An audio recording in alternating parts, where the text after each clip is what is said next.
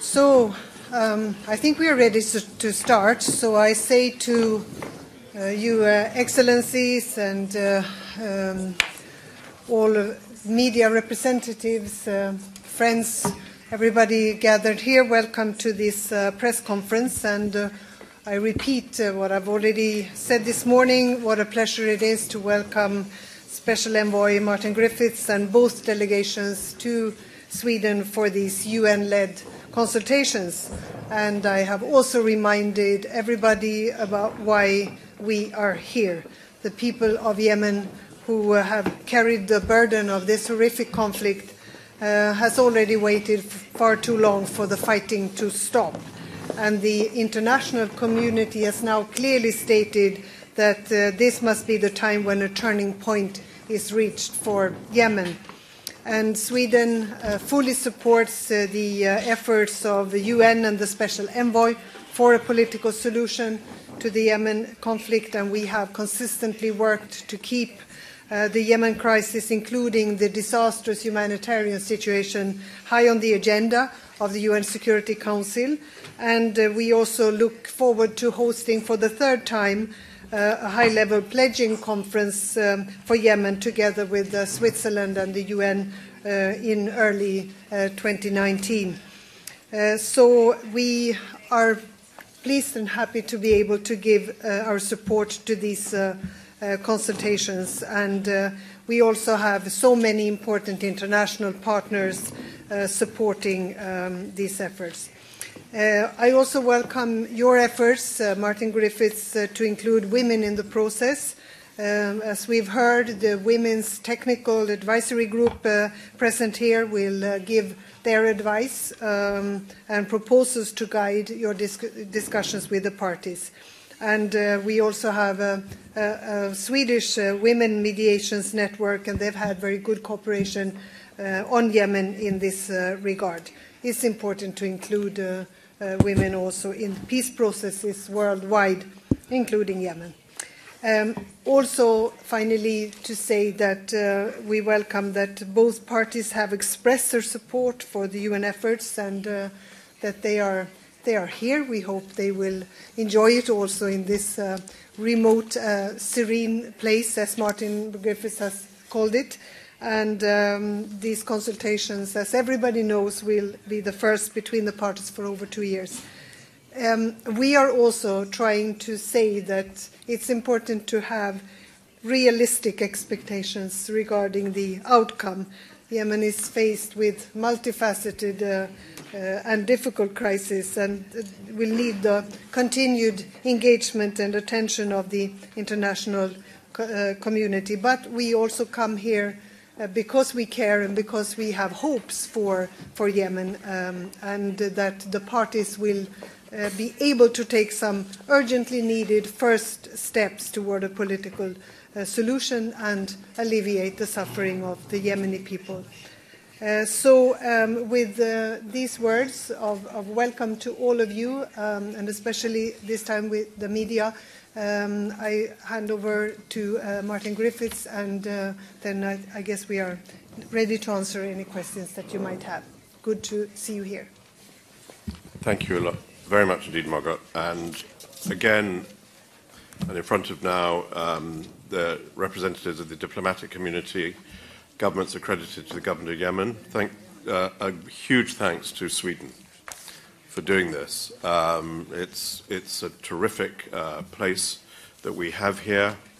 This is all done in a very complicated set of negotiations over the weeks, and I'm very, very grateful to you for hosting us. Grateful, as you were saying earlier, to the Kuwaiti government for helping us with the logistics, to the Omanis also, to the coalition who helped us in recent days with the movement of the injured from Sana'a. So a lot of governments have been part of this.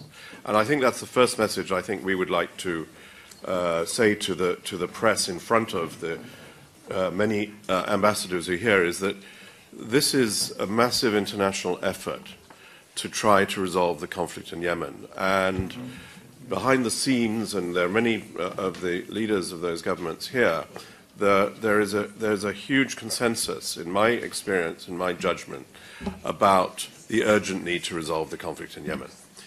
And that's for a number of reasons. First of all, because it can be resolved. It is resolvable. There is a way that we can resolve the conflict in the context of Security Council resolutions, in the context of equity and justice, and the aspirations of the Yemeni people. So the first message is this can be done. It will be done if there is a will to make it happen. The second message is that, as we know, the plight of the people in Yemen gets more difficult, gets more stranded, gets worse day by day. And the United Nations, with Mark Lowcock, its humanitarian leader, has been very clear, including to the Security Council, about the prospects, the appalling prospects of famine. Yemen is already the largest humanitarian program in the world. There is a risk that fully half of that population will, if we are not successful in resolving the conflict, become vulnerable to famine, hunger, disease, in which, of course, as you were saying earlier, the children suffer first. So our second point is there is a need to think urgently and to move urgently towards a political solution. There is a widespread international understanding of this. I think the third point I'd make is the international community is united. The Security Council is united. They are here. They are united on this issue. They are a huge support. They will be of great importance here to help us make these consultations work. But we do this, and here's the main point, not for the benefit of the people in this room, but for the benefit of the people who are not in this room, but through you we can talk to for the people of Yemen. This is about the Yemeni people's day. It's been, as Margaret was saying, over 2 years, 2.5 years since we managed to get the two parties together. As you know, we had a practice run in Geneva in the beginning of September. We're now here. That's an achievement, but it's by no means enough. It is an achievement because it's difficult to get parties who are warring in a very, very hot war in Yemen to sit down opposite each other, as we have just seen them do. It's not easy in any conflict. Yemen is no different. They're here. But we have ambitions, of course, beyond that. We have ambitions in 3 different ways. First of all, we have ambitions to discuss with them the outlines of what might constitute an eventual settlement, the outlines of it. It's for them to tell us if we're going in the right direction or not, what we have referred to as a framework for negotiations. Remember, these are consultations. We are not yet beginning the process of negotiation. I think that's important to remember. Secondly, there are a number of what the trade calls confidence-building measures to help mitigate the suffering of the people of Yemen and to build confidence between the parties. And so we will be discussing the release of prisoners, already a deal signed between the two parties. That's good. We'll see how we can make it work. We will look at if there is an appetite for the opening of Sana'a airport. We will address the difficult, vital, it's not a confidence-building measure, a priority issue, the issue of the economy and how the two parties can contribute to a coherent economic and monetary plan. And then there may be other issues that they will want to raise. The third element here is reducing violence in Yemen. And the messages I've got from both leaders of these delegations is very clear. They have said to me, what we want to see happen in Sweden and what the people of Yemen will want to see happen in Sweden is a reduction of violence. So a tangible difference to people's lives, of course, as it would be for any of us with families in such circumstances. We'll be looking, of course, at Hodeidah, but not only at Hodeidah. There are many other ways in which, if the parties so will it, we can look to a reduction of violence, a de-escalation in the war. And we must hope that we can get some agreements. Now, I don't want to be over-optimistic, but I do want to be over-ambitious. These are not the same things. We will deal with care. We will deal with respect. We will listen to the parties.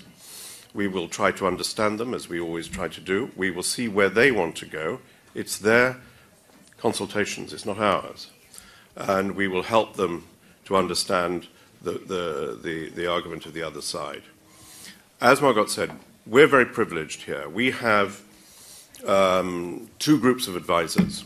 A group of Yemeni women, I referred to that in the opening session, who we were meeting with yesterday. We've met them before. We meet them fairly regularly. It's important to us to make a point here.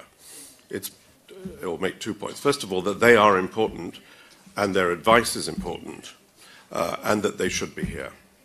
And that we would like to see the involvement of women extending and spreading greater into, of course, the delegations of the government and into the working groups that will happen. We see this in the United Nations and certainly here in Sweden as an international imperative. So I'm very grateful to them. And secondly, we have a group of very distinguished Yemeni politicians, governance experts, small group, but of great importance to us in helping us to understand where the parties are coming from on specific issues. And we have, seated around these tables, we have the world, as represented by these distinguished diplomats.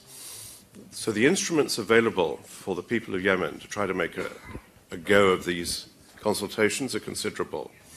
We're not alone.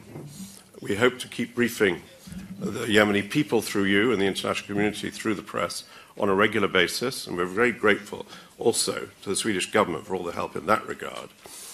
And I hope we can leave Sweden with some tangible progress that the people of Yemen will see as a sign of faith and hope. Thank you.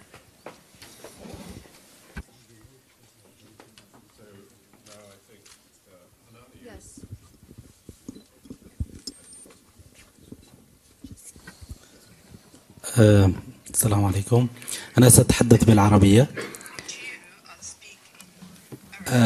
مصطفى نصر من غرفة أخبار محادثات السلام التابعة للأمم المتحدة.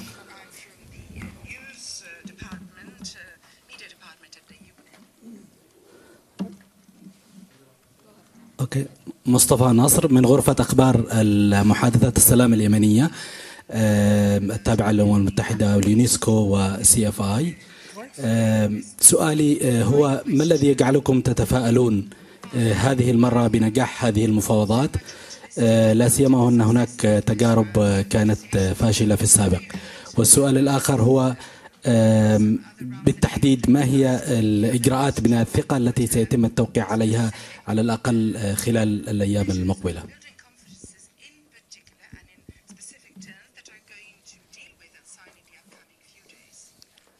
To answer directly, or should we take a few? Hanan, do you want us to take a few questions?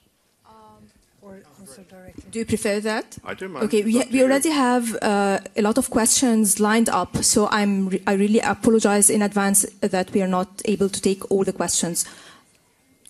Let's take a few more. نعم.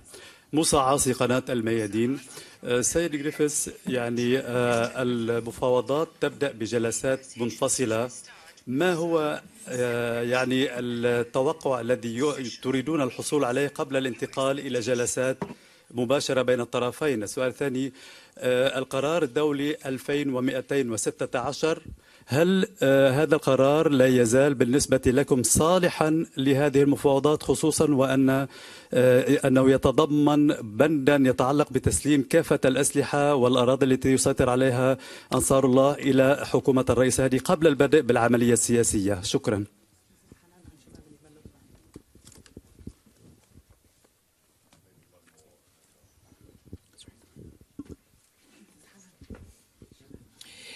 At least you said to the BBC, Mr. Griffiths, you said in your opening remarks that the future of Yemen lies in the hands of the people around this table. What about the powerful states on both sides of this war who aren't part of these talks and their continuing commitment to military solutions? How much of an obstacle will this be to the success of this process? And to you, Foreign Minister Margot Wallström, there's a terrible echo of the Syrian peace process, which started in 2014 and which failed. Are you confident that world powers will ensure that what happened in Syria will not happen in Yemen? We'll take an answer. Yeah. You Shall I go first? Yes. Thank you. I was quite careful, in answer to the first question, I was quite careful to talk about ambition rather than optimism. So please don't ask me the question about why I'm optimistic. By the way, hope is, as I think I've said in a different context, the currency of the mediator. But the fact that we're here and the fact that we have listened very carefully to the views of the leaders of both sides and their representatives in the days and weeks which have led up to this gives us reason for believing that we're going to have a constructive discussion. This moves in a little bit to Lisa's question, if I may, on those who are not in the room, who have influence and power, who actually in some sense are in the room. They've joined us here. As in any conflict of this kind, as you know well, or at least particularly, of course, the combination that's needed to make progress is a combination of mediation and diplomacy. Diplomacy is as important and more important at particular moments than the mediation between the parties. Now, I should just say, and we will trust and verify, I should just say that I have received, and my Secretary General has received, consistent messages, particularly in recent weeks, a very positive attitude towards and positive view about what we might like to produce in the road towards peace from all those important governments to which you obliquely refer. I think I've referred to what the confidence-building measures were in my opening remarks. I won't repeat them. Security Council resolutions are all valid, and they all guide any action of any United Nations envoy. Our expectations from this consultation, frankly, it doesn't bother me too much if they sit around the same table. I'm sure they will. They just did, actually. What we judge the effectiveness of these discussions is whether we achieve anything tangible for Yemen, not how it's done. But we have a whole set of ideas about working at the level of the whole delegation, working at the level of the leadership of the delegation, working at the expert level. We've got a number of experts from both sides here. We'll orchestrate these assets to see how we can make them work. Thank you.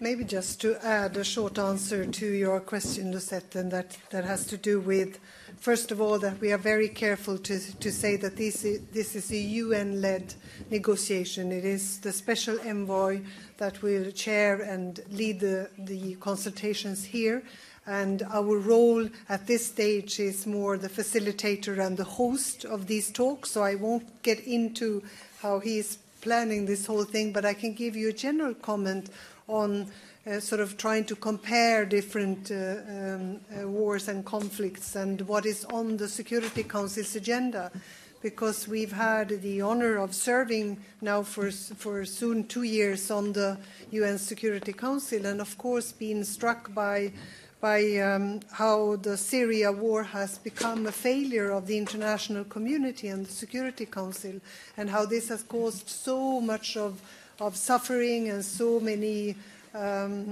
sort of political effects that are very, very serious to the world. So if you can ever do any comparison, it would be something that would deter others from letting Yemen move into a situation where it will go on for maybe another 4 years, because soon it will be 8 years for the Syria war, and also the enormous political and humanitarian consequences of that. So let's try not to do that, but to use every opportunity that occurs to try to bring the parties together and also mobilize the support and the help by those who we know are sort of at a distance influencing also the parties' will to come to an agreement here. Okay, okay, so Mike? Yes. Okay, so Swedish media, we will do one at a time with short answers if possible. Lisa Grenfors, Swedish TV4. I have a question for Mr. Griffiths. Could you please go into detail how you're going to work in the different working groups, and will the parties be in the groups sitting one-on-one, talking to one another, or are you planning something differently? Okay. Well, we haven't had the chance yet to go through this in any detail with the leadership of the two delegations. They're the ones who can really make that decision. But I can tell you what I would like to see. What I'd like to see happen is that many of the issues are very detailed. Some of the technical, economic issues, for example, issues of release of prisoners. We have specialists from each side here who know each other well, of course, and can work together. So what I'd like to see happen is that they do work together directly or through us. It doesn't really make any difference on specific issues, whether it's de-escalation, economic issues, release of prisoners, and so forth. But then that has to come up, and this is my job really, is to orchestrate that so that it comes up to the leadership level, and that it also keeps informed the ladies and gentlemen in this room around this table now who have interest, influence, information, and access will help us make that happen. So what I hope to see over the next number of days is a process of orchestration, using all the ways that we can possibly use, from expertise, from political sense, from leadership, from diplomacy, to reach certain milestones that we can then publish as an agreement from Sweden. Mr. Griffiths, a question from the Swedish TV. What do you see as the biggest hurdle moving this peace process forward? Well, first of all, we're here. You know, hurdle number one has been managed, which is a great relief to all of us, but it's very good that the parties made those decisions. I think the real hurdle is it's been more than 2 years, and as I said earlier, it's a hot war. And as you can all imagine, and as you all know, and there has been reference to the Syrian conflict, building a sense of confidence between parties is a slow process. It's not easy. It needs to be focused around specific achievements rather than good words. I have had, this morning, contacts the leadership of both delegations who urged me, in fact, to work hard with them to make progress. But I think we need to leave Sweden, we being the two delegations and ourselves, we need to leave Sweden with some tangible outcomes, I hope, ambition if not optimism, but also a reuniting of people who know each other very well. Governor Kuwait is here. They hosted us for 3 months in 2016. We're very grateful to them, as well as the logistic help the other day. They know these people, and they are mostly the same people.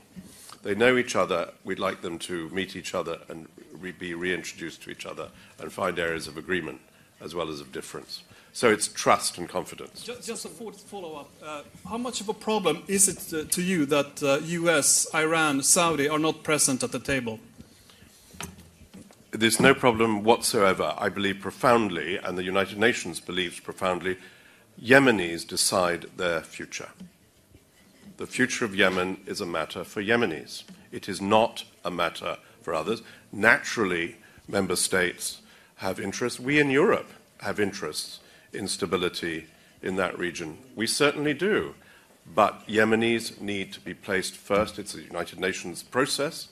And, of course, that's profoundly what we agree. And, by the way, the people, I think the governments that you refer to are very much in agreement on that principle. Thank you. Mr. Griffiths, a question from Swedish radio. How are you going to achieve a breakthrough when other earlier negotiations attempts have failed to reach a solution? Well, I think, sorry about this. You know, I remember many years ago I was involved in a mediation process in Indonesia, and it didn't work. And it was taken up later by President Ahtisaari, who took it over the finishing line. And I'm referring to Aceh.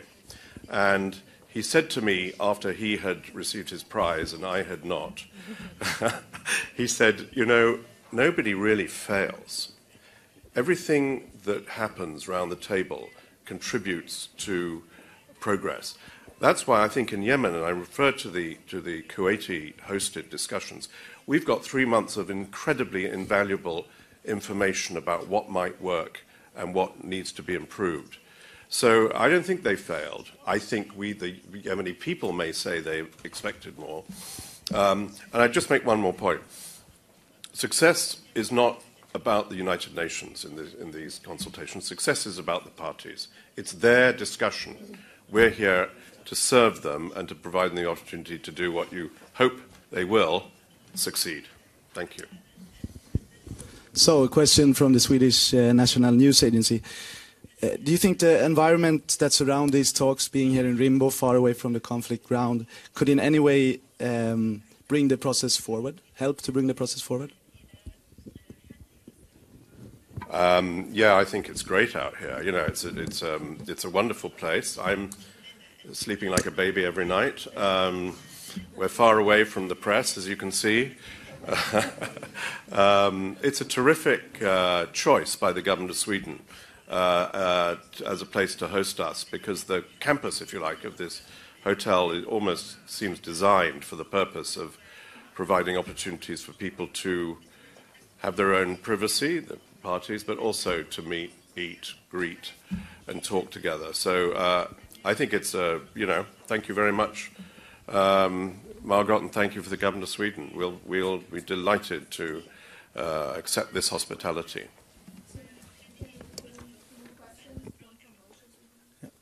Aziz Yaqoubi, Reuters. Mr. Griffith, I believe the United Nations has some proposals for both parties to open Sana'a Airport and Hodeidah Port, of course. So please, could you share some details with us? Thank you. Yeah, we have a proposal on Sana'a Airport. We've had a proposal on Sana'a Airport for some months, in fact, as you know. It's not... We will be discussing it. We would like to see that airport open, but it needs to be assessed. It needs technical assessment. It needs to be agreed. It needs to be something which genuinely benefits the people of Yemen. We'd like to see progress on it. I have not had yet progress on this issue in the recent months, but now they're together, I hope we can make some progress on that, on the airport. The other one was on Hodeidah. Yeah. Well, you know, we spent a lot of time this year. The Security Council was incredibly active on Hodeidah in the period from end of May onwards for 2 or 3 months. Representatives of the Council are here, obviously, Margaret herself. I was in Hodeidah Port the other day. As you know, the United Nations is willing, if the parties so desire, to play a role in the port and the city. We'd like to take Hodeidah out of the battle because we worry, and Mark Lowcock, our humanitarian colleagues, worry about the possible impact of a battle in Hodeidah because it's the humanitarian pipeline to the rest of the country. There are 150,000 people still in that city. I give great credit to the coalition for the pause that they have instituted in there. And I can tell you there is a pause because I was there about 10 days ago, and I give great credit to them for that. They've given us a window of opportunity to make Hodeidah work for peace, and I'm grateful to them for that. So we're going to have 3 questions in one round here. Very quickly. Yeah, very quick. Noordin Fridi from Al Arabiya News Channel. Mr. Griffith, you had spoke many times, but today mainly on a set of confidence-building measures, whether it is the prisoner business, Hodeidah, Sana'a Airport, etc. And each of these issues are more complicated than the previous one. I would like to ask you about the methodology of the negotiation. Are you going to conduct these days? Are you looking for a whole package or separated deals by sector, let's say? And can I ask Madam Wallström, you speak very diplomatically about a realistic expectation. Can I ask you, what is your realistic expectation in this round? Thank you.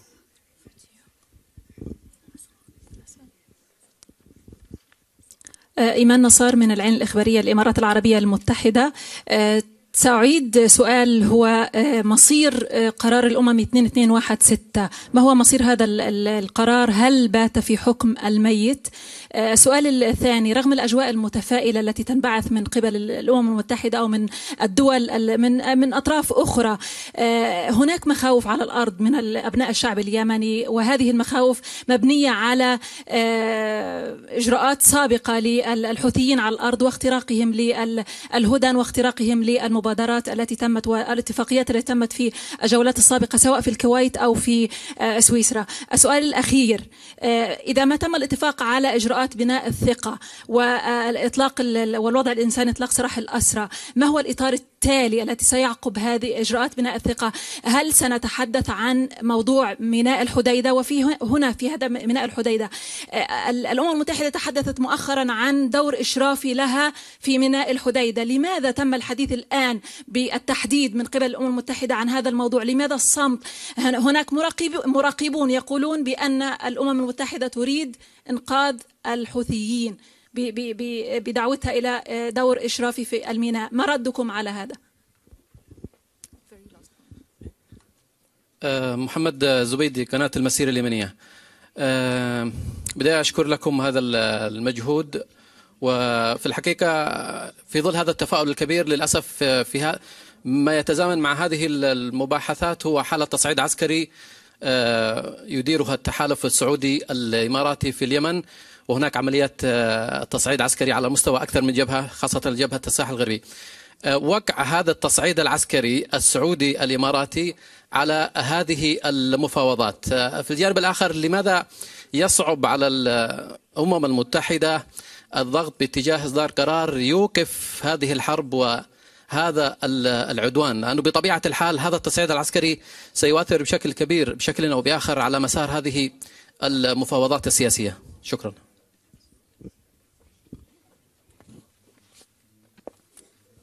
Thank you. The methodology. We're going to work. I think I've set out earlier that we've got three different sets of issues. This is partly an answer to other questions as well, just being posed, and that we want to make progress on any and all of them, of course. Right? We're not. It's not. It's a menu, not a package. We are trying to get progress on all the things that the parties want to talk about, and we will be very happy if there's progress on any of them. We'd be very happy if we also agree here in Sweden on the date and place for the next meeting. But our methodology will depend on the technical level of the issue. So, for example, on the economy, specialists need to sit together, and they are present. But the leadership needs to understand what is perhaps being agreed to. We also hope that we can establish processes which will go on between the parties when we're not physically together, and we have been encouraged in that way by some of the key governments, many of them here in the room. For example, if we look at issues of de-escalation, let's not only discuss them in Sweden, let's discuss them and go forward. I'm constantly being told I'm optimistic. I keep saying that it is not about optimism, it is about ambition. And ambition is something we owe to the people of Yemen. I'm not the judge of whether something is going to happen or not. That's for the people in Yemen. This is not about me. This is not about the UN. It is about what the parties will do. I do not agree, of course, with the idea that the UN is by trying to stop a battle in Hodeidah, where there are people under threat, and where the humanitarian pipeline is under threat. I do not, of course, accept the notion that this is the UN trying to, I think as you put it, rescue the Houthis in Hodeidah. What the UN is trying to do on the humanitarian front, and that's Hodeidah's specifically humanitarian issue, is to preserve the pipeline which is keeping people in Yemen alive. I don't see any reason for that to be under review or criticism. What we're trying to do is to provide a just resolution to the conflict based on resolutions, including 2216. It is not out of date. It is still extant. It is still a key part of my mandate, and on the basis of what the Yemeni parties will want to have happen. 2216 talks about an inclusive political solution. That's what we hope to achieve. On escalation, finally, I think I've said frequently in other fora, the war should not be the condition for peace. Stopping the war is essential, but it's not a condition precedent to discussing how to resolve the conflict. Of course we want a de-escalation, and we'll be talking about it in very specific terms while we're here. But we will continue to talk together about the prospects for a peaceful solution, frankly, irrespective of what happens on the battleground, even though everybody in this room, I'm absolutely sure, wants to see a reduction of violence, children and civilians protected, and the life of Yemeni families to be returned to what we'd all want for our own families, which is a prospect of stability and peace. We will not hold peace talks hostage to events. We will always pursue the possibility of a peaceful resolution. Thank you. I will just answer to the question about realistic expectations. I think they are based on previous experience from these kind of talks. And then we know that it can, to be realistic is to understand that it can go both ways, that this can succeed in maybe establishing a process to take the talks forward, and that would be a huge progress is what I think, and I share the same expectations as the Special Envoy. Or it could also end in nothing this time, because that has happened before. So I think we did not want to raise expectations, but say that let's bring the parties here, invite them here, and also to raise the humanitarian point, because I started by reminding everybody why we're here. And that has also been our position all the time throughout our time in the Security Council, the humanitarian perspective on what goes on in Hodeidah. And I think especially of all the children. And those are all our children, and the Yemeni's children. Thank you very much.